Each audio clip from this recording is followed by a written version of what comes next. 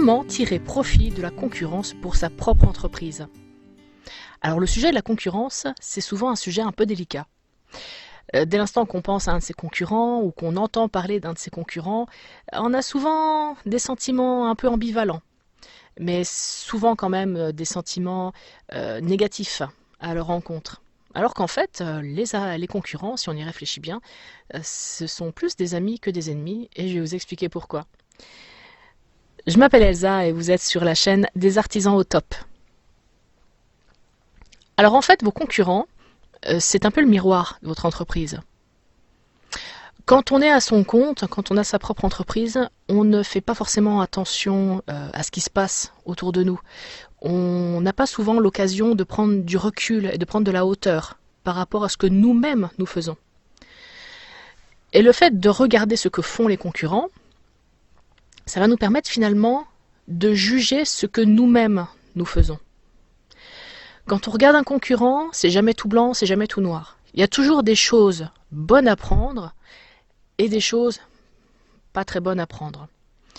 Et en fait, quand on fait le parallèle entre ce que font les concurrents et ce que nous-mêmes nous faisons, il y a toujours des similitudes. Et c'est très intéressant parce que très souvent, ce qu'on va reprocher à nos concurrents, eh ben en fait inconsciemment, on fait plus ou moins la même chose parfois. Sauf qu'on ne veut pas se l'admettre, parce qu'on aime bien notre manière de faire, peut-être aussi parce que ça nous met dans une position confortable de fonctionner tel qu'on le fait. Mais quand on se met tout d'un coup dans la peau d'un client potentiel, eh ben on ne voit plus les choses de la même manière.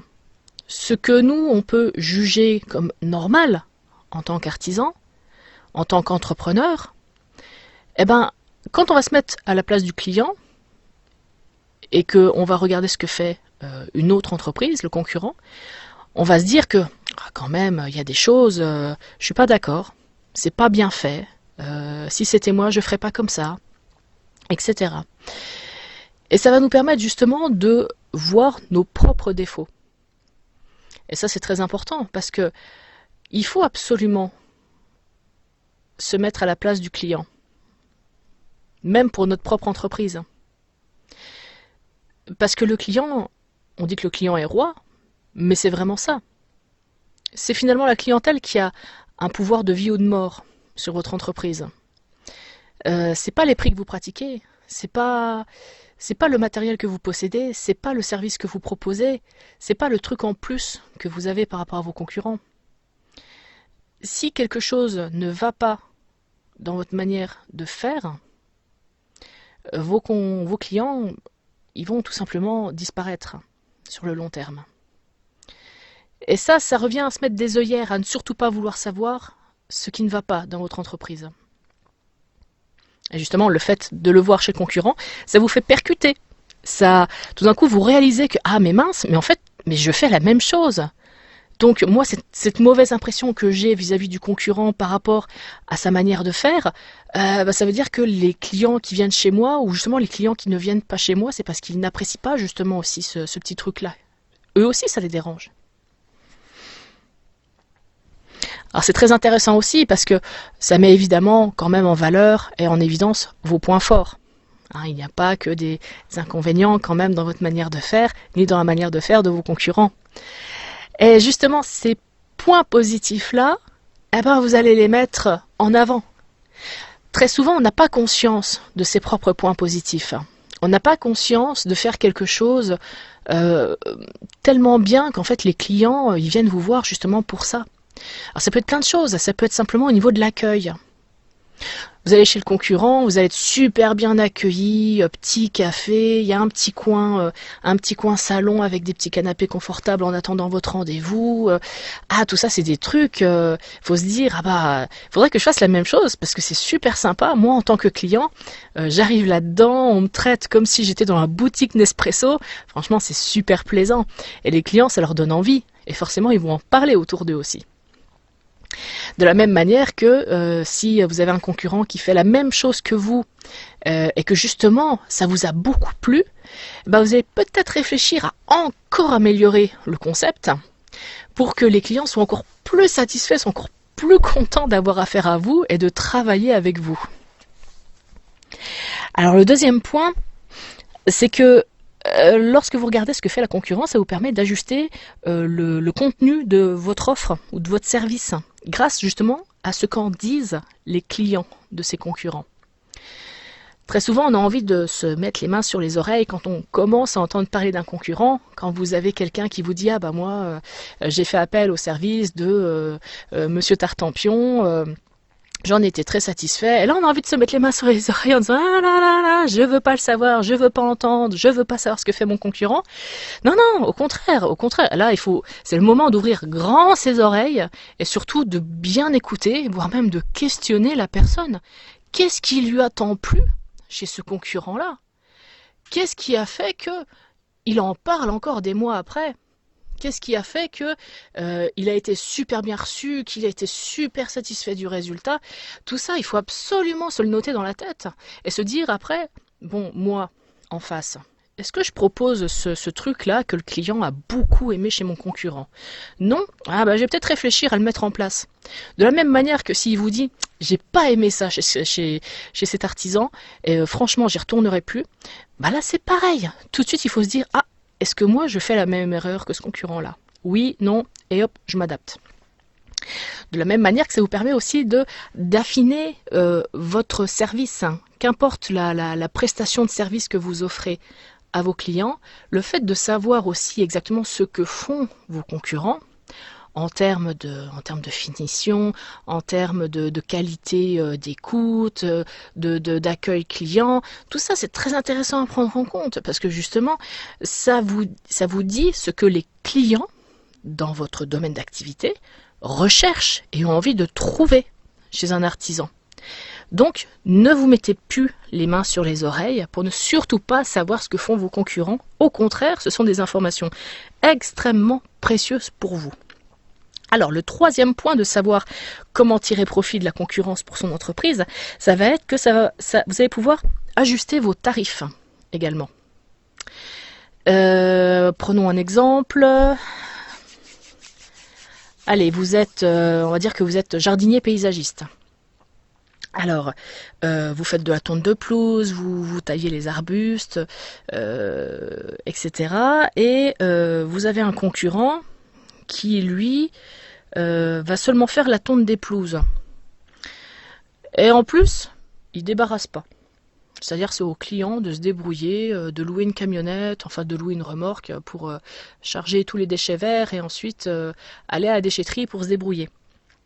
Vous, hein, dans votre package, quand vous tondez la pelouse, d'emblée il y a l'enlèvement avec. Vous êtes équipé pour ça, vous avez investi dans une remorque et c'est un service logique pour vous.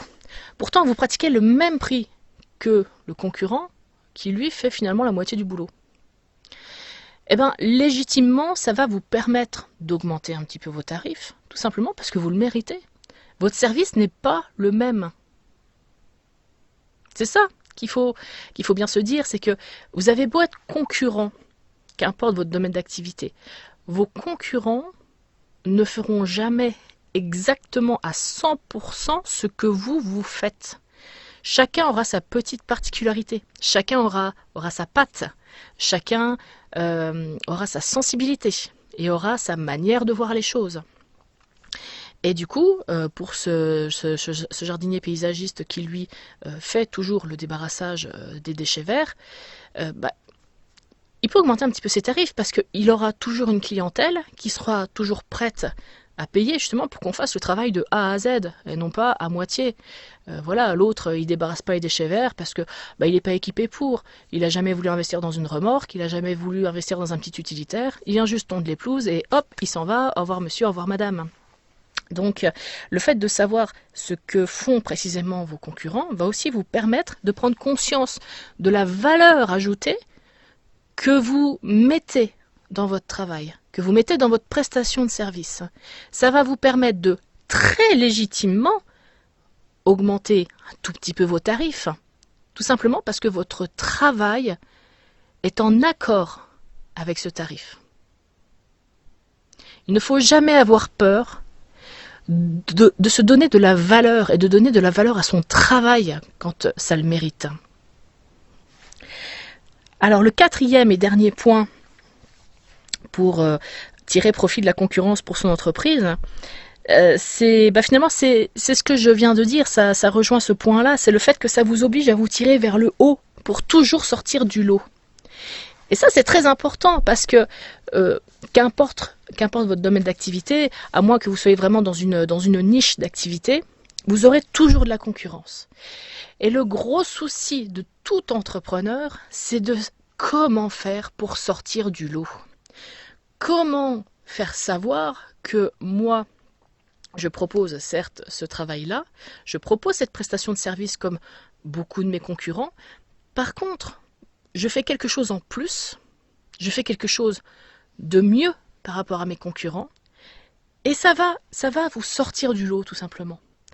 C'est-à-dire que de par les services que vous allez rendre, de la qualité de votre prestation, de la qualité de votre travail, si vous savez ce que font vos concurrents et que vous décidez de faire la même chose, mais avec 1, 2, 3 degrés au-dessus d'efficacité, de finition, de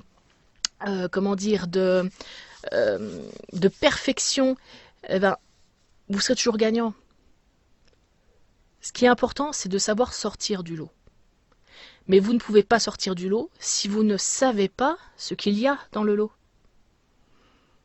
Si vous ne savez pas que vous en faites plus que vos concurrents, vous ne pouvez pas mettre ça en avant et le mettre en avant face à un client qui hésite entre vous et un de vos concurrents.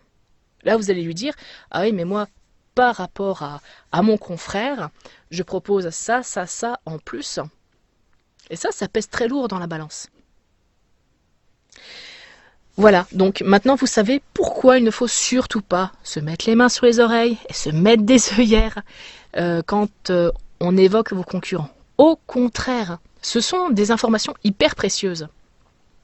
Dès l'instant qu'on vous parle de vos concurrents, ouvrez grand vos oreilles et écoutez et remettez-vous toujours en question. Il ne faut pas que vous fassiez les choses parce que vous estimez que c'est comme ça qu'il faut les faire. Il faut faire les choses parce que c'est ce que votre clientèle attend de vous. Je vous souhaite une très bonne journée et on se retrouve très vite pour un prochain podcast.